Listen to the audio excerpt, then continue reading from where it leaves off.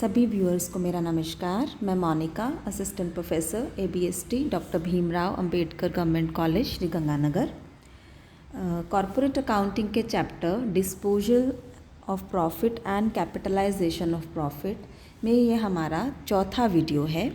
इससे पहले मैं आपसे 3 वीडियो शेयर कर चुकी हूँ जिसमें हमने ये जाना कि प्रॉफिट का डिस्पोजल किस किस प्रकार से किया जाता है। और उसमें पहला जो पॉइंट था हमारा डिविडेंड का, वो हमने पहला पॉइंट जो था हमारा वो था ट्रांसफ़र टू रिज़र्व का, उसके संबंध में जर्नल एंट्रीज मैंने आपको बताई थी। सेकंड था डिविडेंड के रूप में, और इसमें हमने डिविडेंड से संबंधित जनरल प्रविष्टियाँ देखी थी और एक न्यूमेरिकल क्वेश्चन भी देखा था। उसी श्रृंखला में आज हम इलस्ट्रेशन नंबर 6 देख रहे हैं। तो मैं इसको ब्रीफली रीड कर देती हूँ। इलस्ट्रेशन को आपके सामने स्क्रीन पर ही आ रहा है। जैक प्रिंटर्स लिमिटेड है ये, जिसकी निर्गमित पूंजी जो है इशूड कैपिटल वो 20 लाख रुपीज़ है, जो कि 100 रुपीज़ वाले मींस 20,000 इक्विटी शेयर्स में विभाजित होगी। ये पूंजी जो है वो पूर्ण प्रदत्त है। कंपनी अपने फाइनल अकाउंट 31 मार्च को बनाती है। 31 मार्च 2020 को कुछ एक बैलेंसेस दे रखे हैं जिनमें अनक्लेम्ड डिविडेंड अकाउंट है और दूसरा अनपेड डिविडेंड बैंक अकाउंट है। 5580 दोनों का आपको बता रखा है। देन 31 मार्च 2020 के लिए कंपनी का जो शुद्ध लाभ है वो है आपका नेट प्रॉफिट 18,50,000, जिसमें पिछले साल से आगे लाया गया लाभ का शेष 86,400 जोड़ा गया। टैक्स के लिए 5,55,000 का आयोजन करना है। और डायरेक्टर्स ने बाकी लाभ का जो नियोजन है वो किस प्रकार किया देखिए। ट्रांसफ़र किया है जनरल रिज़र्व में 4 लाख और कंटिजेंसी रिज़र्व में 3,20,000। देन इसके बाद आपको नीचे बता रखा है संचालकों ने इक्विटी शेयर्स पर 16% डिविडेंड का प्रपोज़ल भी रखा, जिसे अंशधारियों ने 10 जुलाई 2020 की एनुअल जनरल मीटिंग में अप्रूव कर दिया। लाभांश अधिपत्र यानी कि डिविडेंड वारंट्स जो हैं 15 जुलाई 2020 को प्रेषित किए गए, भेजे गए, जिसके लिए एक अलग से बैंक अकाउंट खोला गया। 31 मार्च 2021 को ख़त्म होने वाले वर्ष में बैंक ने निम्न लाभांश का भुगतान किया। तो इसके अंदर आपको बता रखा है कि 25 जुलाई 2020 तक 2,88,000 डिविडेंड की पेमेंट की गई, जो कि सारा का सारा करंट ईयर का ही डिविडेंड था। 1 अगस्त 2020 तक ₹13,600 पे किए गए एज डिविडेंड, लेकिन इसमें से 1,600 रुपये जो थे वो पिछले साल के डिविडेंड से संबंधित थे। तो ये ध्यान दीजिएगा, ये पिछले साल का जो है आपका गत वर्ष का लाभांश है ये। तो ये अनक्लेम्ड डिविडेंड है, जो पिछले साल अनक्लेम्ड रहा था, ये वो डिविडेंड है। देन 10 अगस्त 2020 को फिर 8,320 rupees as a dividend pay किए गए, जिसमें से फिर से 320 यानी 320 प्रीवियस ईयर के डिविडेंड से रिलेटेड है, यानी कि ये प्रीवियस ईयर का अनक्लेम्ड डिविडेंड है 320 रुपया। तो इसकी एंट्री हमें ध्यान देनी होगी, अलग से एंट्री होगी 1,600 की भी और 320 की भी। फिर 17 अगस्त 2020 को डिविडेंड बैंक अकाउंट को अनक्लेम्ड डिविडेंड बैंक अकाउंट में ट्रांसफ़र कर दिया गया। 17 अगस्त 2020 को डिविडेंड बैंक अकाउंट के बैलेंस को ट्रांसफ़र कर दिया गया अनपेड डिविडेंड बैंक अकाउंट में। अनपेड डिविडेंड बैंक अकाउंट में कंपनी की पुस्तकों में आपको आवश्यक जर्नल एंट्रीज देनी है, और आपको जो न मांगा गया लाभांश खाता है यानी कि अनक्लेम्ड डिविडेंड अकाउंट, और दूसरा अदत्त लाभांश बैंक खाता यानी अनपेड डिविडेंड बैंक अकाउंट बनाना है। लाभांश पर कर की दर जो है DDT जो होता है हमारा डिविडेंड डिस्ट्रीब्यूशन टैक्स, वो है 29.12%। ठीक है, तो अब हम इसका सॉल्यूशन देखते हैं। सबसे पहले आपको क्वेश्चन में ये बता रखा है कि स्टेटमेंट ऑफ P&L यानी कि जो प्रॉफिट है हमारा पूरे वर्ष का वो है 18.5 लाख। इस 18.5 लाख में से 5,55,000 का अभी टैक्स का आयोजन करना है। तो जो सरप्लस हमारे पास बचेगा एप्रोप्रिएशन करने के लिए, लाभों का नियोजन करने के लिए, वो कितना बचेगा 12,95,000। 18.5 लाख में से 5,55,000 प्रोविजन फॉर टैक्स लेस करने के बाद बचेगा 12,95,000, जिसका हमें यूज़ करना है प्रॉफिट जिसका हमें यूज़ करना है डिस्पोजल के लिए प्रॉफिट का डिस्पोजल करना है उसी में से। तो देखिए मार्च 31 को entry statement of P&L debit 18,50,000 से, provision for taxation to provision for taxation 5,55,000 and to surplus which is available for appropriations, वो बच के आपके पास 12,95,000। देन अगेन ऑन मार्च 31 अब आपको इस सरप्लस में से एप्रोप्रिएशन करना शुरू करना है। तो surplus debit to general reserve to contingencies reserve, क्योंकि ये 31 मार्च को ही आपको बता रखा है कि ट्रांसफ़र किया गया, संचालकों ने लाभ का नियोजन किया है, 4 लाख जनरल रिजर्व में डाले हैं, 3,20,000 कंटिजेंसी रिजर्व में, तो टोटल 7,20,000 से आप डेबिट कीजिए surplus debit to general reserve to contingencies reserve. तो ये आपका रिजर्व में ट्रांसफ़र करने की एंट्री हो गई, transfer to general reserve and contingency reserve. ठीक है, तो ये इसके बाद आपको नेक्स्ट एंट्री में आपको बता रखा है, नेक्स्ट एंट्री के लिए आपको बता रखा है कि 10 जुलाई को जो है वो डिविडेंड साधारण जो सभा होती है AGM जो होती है उसमें 10 जुलाई 2020 को प्रस्ताव रखकर उसको स्वीकार कर लिया गया, अंशधारियों के द्वारा अनुमोदन कर दिया गया। तो आपको इसकी एंट्री करनी है प्रपोज़ल रखने की, यानी कि रेकमेंड करने की, और फिर प्रपोज़ल के डिक्लेरेशन की। तो 10 जुलाई को ही दोनों एंट्रीज होंगी। ठीक है, surplus debit to proposed equity share dividend, और प्रपोज्ड इक्विटी शेयर डिविडेंड के ऊपर प्रपोज्ड टैक्स भी आपको हमेशा ध्यान रखना है, to proposed tax on equity share dividend 29.12% की दर से। तो देखिए 16% की दर से आपको जो है वो डिविडेंड का प्रस्ताव रखा गया है।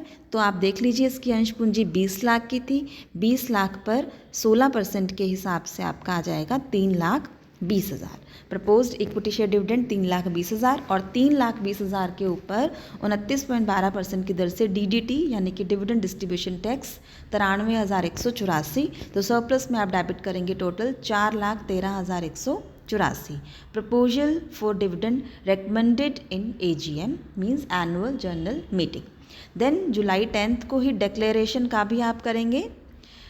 डिक्लेरेशन के टाइम क्या होता है, ऊपर की एंट्री में आपने प्रपोजल जो है प्रपोज्ड डिविडेंड और प्रपोज्ड टैक्स को क्रेडिट किया है, इन दोनों को आप डेबिट कर दीजिए और फिर प्रपोज्ड शब्द को हटाकर फिर से वही लिख दीजिए। ये एंट्री को याद करने का आसान तरीका, और मैं समझा भी चुकी हूँ इससे पहले। Proposed equity share dividend debit, proposed tax on equity share dividend debit, same ऊपर वाले दोनों 3,20,000 93,184 to equity share dividend to tax on equity share dividend, right. सिर्फ प्रपोज्ड वर्ड को हटा दीजिए, एज इट इज़ नोट कीजिए, सेम अमाउंट्स वही रहेंगी। Being declaration of proposal for dividend.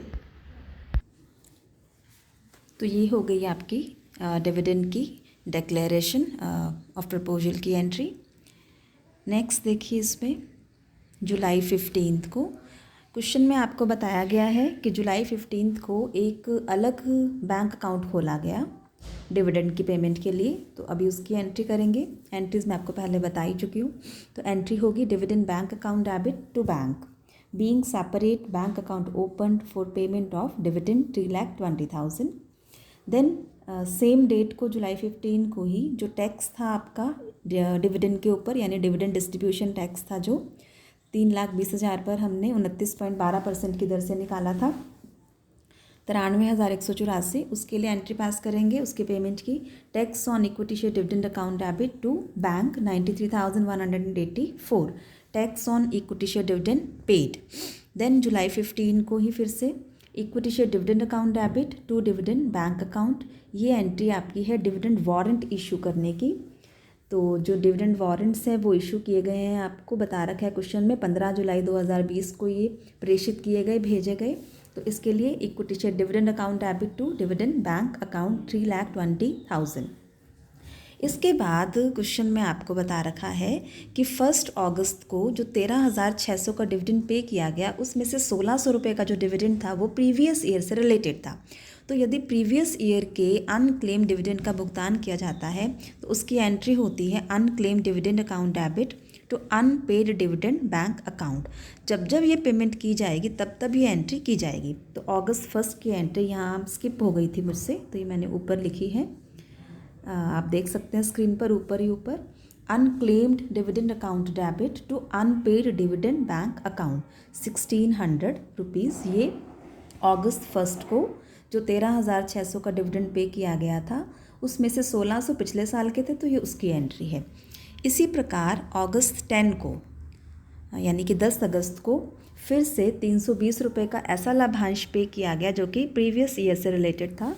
आप क्वेश्चन में देखेंगे, on 10th August 2020 the payment of dividend was 8,320 out of which ₹320 was related to previous year. तो ये 320 रुपये जो आपके हैं ये प्रीवियस ईयर से रिलेटेड हैं। जैसा कि मैंने अभी अगस्त 1 वाली एंट्री में आपको बताया, सेम वही एंट्री होगी। जब जब पिछले साल का लाभांश चुकाया जाएगा तब तब आपको यही एंट्री पास करनी है। Unclaimed dividend account debit to unpaid dividend bank account being unclaimed dividend of previous year paid. Now August 10 को ही आप नेक्स्ट एंट्री पास करेंगे, dividend bank account debit to unclaimed dividend account. ये amount 12,000 कैसे आएगी, देखिए जितना अनक्लेम्ड डिविडेंड होता है करंट ईयर का, यानी कि ना मांगा गया लाभांश, उस एंट्री से उस अमाउंट से एंट्री पास की जाती है। देखिए टोटल जो डिविडेंड डिक्लेयर किया गया था वो 20 लाख पर 16% था, यानी कि 3,20,000 था। 3,20,000 में से आप देखिए एडिशनल इन्फॉर्मेशन में आपको प्रोवाइडेड है कि कितना कितना डिविडेंड पे किया गया। तो आप क्वेश्चन में देखिए एक बार, 25 जुलाई 2020 तक करंट ईयर का 2,88,000 का डिविडेंड, 1 अगस्त 2020 तक 13,600 था, जिसमें से 1,600 पिछले साल का था, मतलब इस साल का 12,000। इसको ध्यान दीजिएगा, 2,88,000 पहली बार, दूसरा 12,000, फिर तीसरा 10 अगस्त 2020 को 8,320, जिसमें से 320 आपका पिछले साल का था, मतलब कि 8,000। तो इन तीनों को आप सम अप कीजिए, 2,88,000 प्लस 12,000 प्लस 8,000, तो ये आपका आ जाएगा 3,08,000, राइट, 3,08,000। तो ये 3,08,000 आपका डिविडेंड पेड है इस साल का, करंट ईयर का। मैं फिर से रिपीट कर रही हूँ, 2,88,000 प्लस 12,000 प्लस 8,000, तो ये आपका 3,08,000 टोटल हो गया पेड।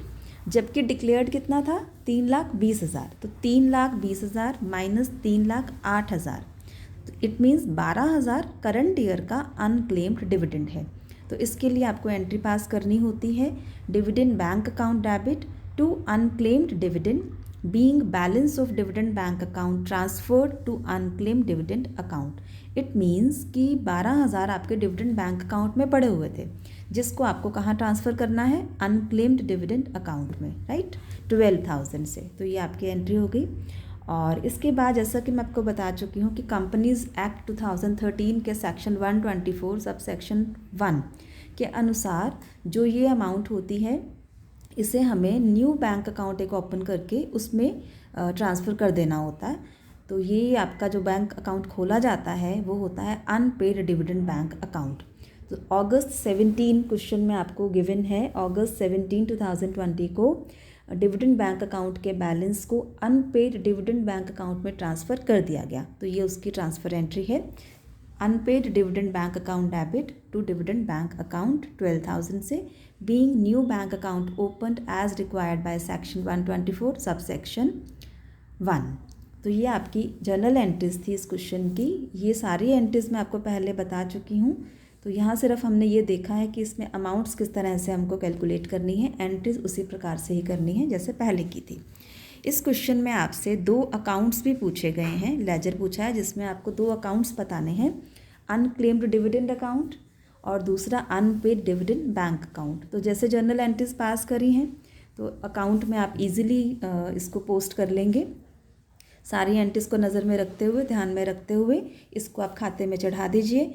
एक बात यहाँ ध्यान देने वाली ये है कि जो अनक्लेम्ड डिविडेंड अकाउंट होता है ये हमारे लिए करंट लायबिलिटी होता है, एंड एज वी नो कि लायबिलिटीज़ के ओपनिंग बैलेंस हमेशा क्रेडिट होते हैं। तो आप इसका ओपनिंग बैलेंस जो क्वेश्चन में गिवन था वो आप क्रेडिट की साइड दिखाएंगे अप्रैल 1 को बाय बैलेंस BD 5580, ये आपको ऊपर ही ऊपर दे रखा था।